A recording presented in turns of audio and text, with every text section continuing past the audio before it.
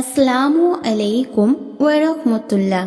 নবীজি সাল্লাল্লাহু আলাইহি ওয়াসাল্লাম বলেছেন, সোমবারের দিনে বা রাতে এই ছোট্ট দরুদ শরীফটি মাত্র 11 বার পড়লে আল্লাহর রাসূল সাল্লাল্লাহু আলাইহি ওয়াসাল্লামের সঙ্গে আপনি জান্নাতে যেতে পারবেন।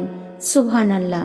অত্যন্ত গুরুত্বপূর্ণ ফজিলতপূর্ণ ছোট্ট আমলের ভিডিওটি সম্পূর্ণ দেখুন এবং এই ভিডিওটিতে একটি লাইক দিন। চ্যানেলটি সাবস্ক্রাইব করে বেল বাটনটি অন করে রেখে দিন এই রকম আমলের ভিডিও পাওয়ার জন্য। আজ সোমবারের দিন বা রাতে এই আমলটি করলে আপনার মনের সকল আশা আকাঙ্ক্ষা পূরণ হবে, সকল দোয়া কবুল হবে ইনশাআল্লাহ। হাদিসে এসেছে, এই 2 দিন রাসূল সাল্লাল্লাহু আলাইহি ওয়াসাল্লাম রোজা রাখতেন।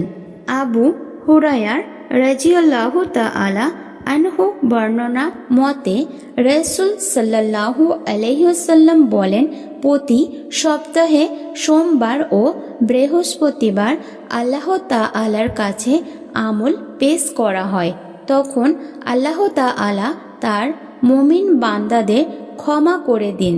সুবহানাল্লাহ। আমরা যদি পারি তাহলে সোমবার দিন রোজা রেখে দিনে বা রাতে এই ছোট্ট আমলটি করব। তার কারণ সোমবার দিনে ফজিলত অনেক।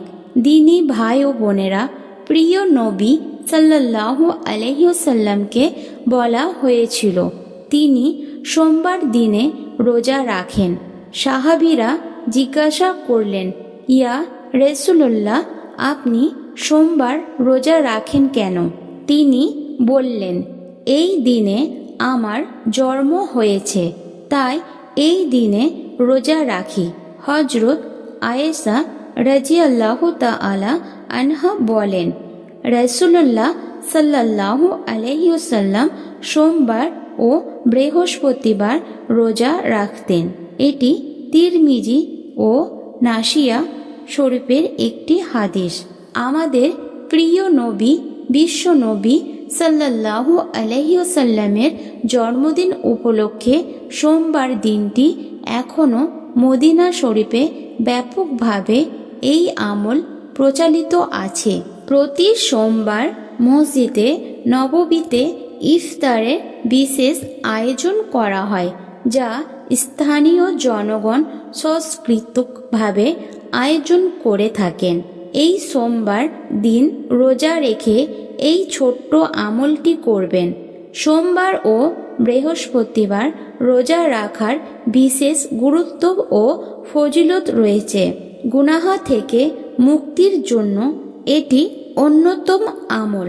একদিন প্রিয় নবী সাল্লাল্লাহু আলাইহি ওয়াসাল্লামকে সোমবার ও বৃহস্পতিবার রোজা রাখার কারণ জিজ্ঞাসা করা হয়েছিল।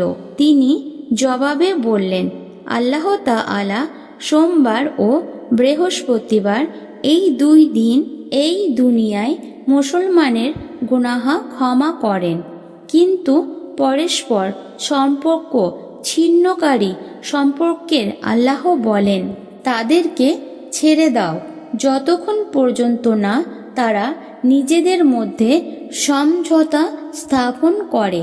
তাই সোমবার দিনে রোজা রেখে আপনারা যদি পারেন বেশি বেশি দোয়া করবেন। ইরশাদ হয়েছে, যে আল্লাহর সন্তুষ্টির জন্য একদিন রোজা রাখবে, আল্লাহ তাআলা তার এবং জাহান্নামের মাঝে আসমান ও জমিনের দূরত্ব সম পরিমাণ সম্পর্ক তৈরি করে দেবেন। সুবহানাল্লাহ। আমরা প্রিয় নবী বিশ্ব নবী সাল্লাল্লাহু আলাইহি ওয়াসাল্লামের দেখানোর শেখানোর পথে এই আমলগুলো করার চেষ্টা করব। বেশি বেশি দরুদ শরীফ পড়ব। আমলটি করার আগে আপনাদেরকে অবশ্যই 11 বার দরুদ শরীফ পড়ে নিতে হবে। হযরত ফাজালা ইবনে ইউয়াইস রাদিয়াল্লাহু তাআলা আনহু বর্ণনা করেন, রাসূলুল্লাহ সাল্লাল্লাহু আলাইহি ওয়াসাল্লাম এক লোককে নামাজের দোয়া করতে শুনলেন। কিন্তু তাতে আল্লাহর প্রশংসা করেননি এবং রাসূলুল্লাহ সাল্লাল্লাহু আলাইহি ওয়াসাল্লামের উপর দরুদও পড়েননি। তা দেখে রাসূলুল্লাহ সাল্লাল্লাহু আলাইহি ওয়াসাল্লাম বললেন, লোকটি তাড়াহুড়ো করল। অতঃপর তিনি ওই ব্যক্তিকে ডাকলেন এবং তাকে বা অন্য কেউকে বললেন, যখন তোমাদের কেউ নামাজ পড়বে, নামাজে দোয়া করবে, তখন সে যেন প্রথমে তার মহান প্রভুর প্রশংসা ও গুণগান করে, তারপর নবী সাল্লাল্লাহু আলাইহি ওয়াসাল্লামের উপর দরুদ পেশ করে তারপর তার যা ইচ্ছা সে যেন দোয়া করে। আবু দাউদ তিরমিজি শরীফের একটি হাদিস। কারণ দরুদবিহীন দোয়া আল্লাহর কাছে পৌঁছায় না। তাই দোয়ার সময় অবশ্যই আল্লাহর প্রশংসার পাশাপাশি রাসূলুল্লাহ সাল্লাল্লাহু আলাইহি ওয়াসাল্লামের প্রতি দরুদ পড়া।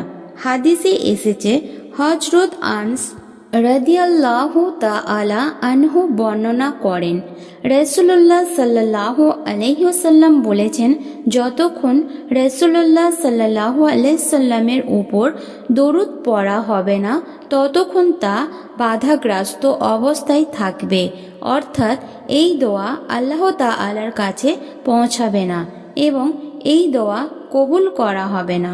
এটি তাবারিনী শরীফের একটি হাদিস।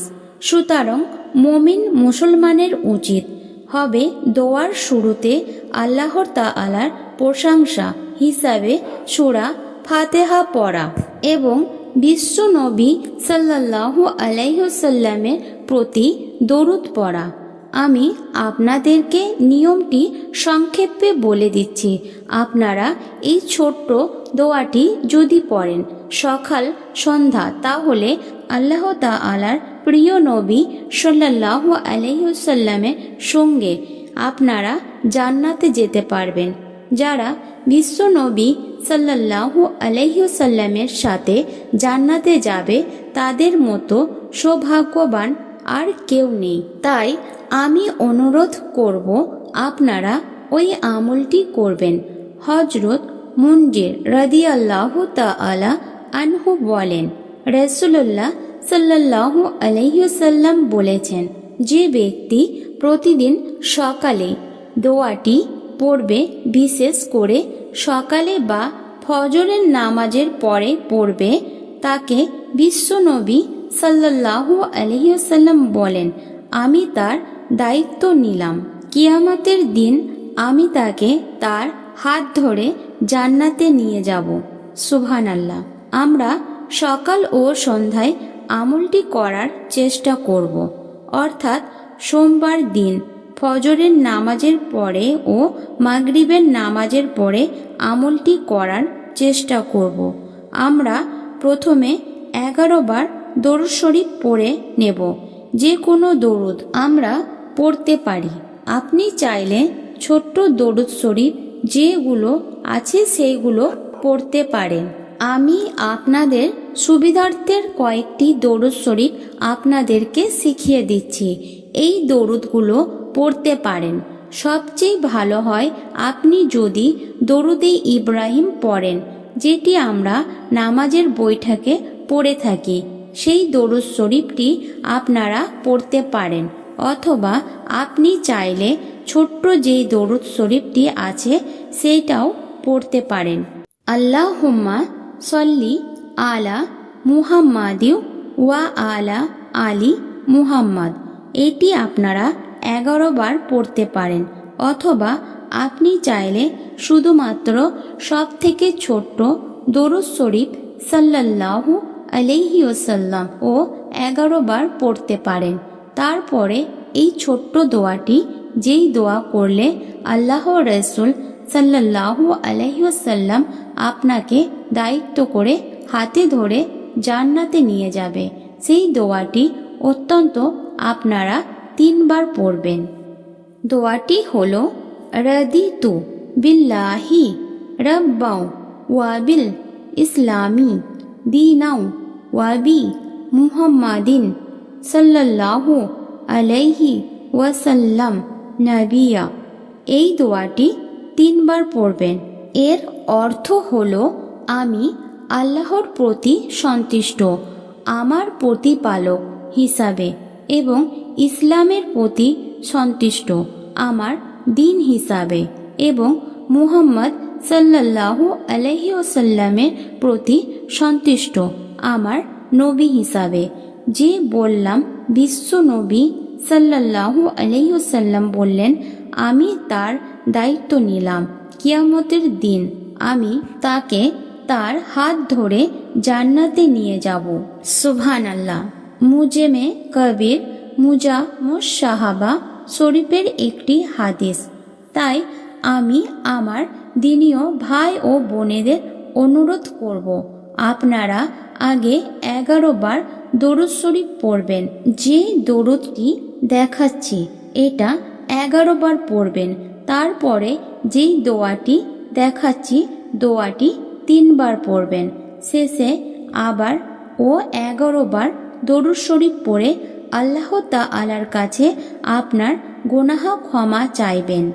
আল্লাহ তাআলার নবী বিশ্ব নবী সাল্লাল্লাহু আলাইহি ওয়াসাল্লামের সাথে জান্নাতে যাওয়ার জন্য আল্লাহ তাআলার কাছে ফরিয়াদ করবেন।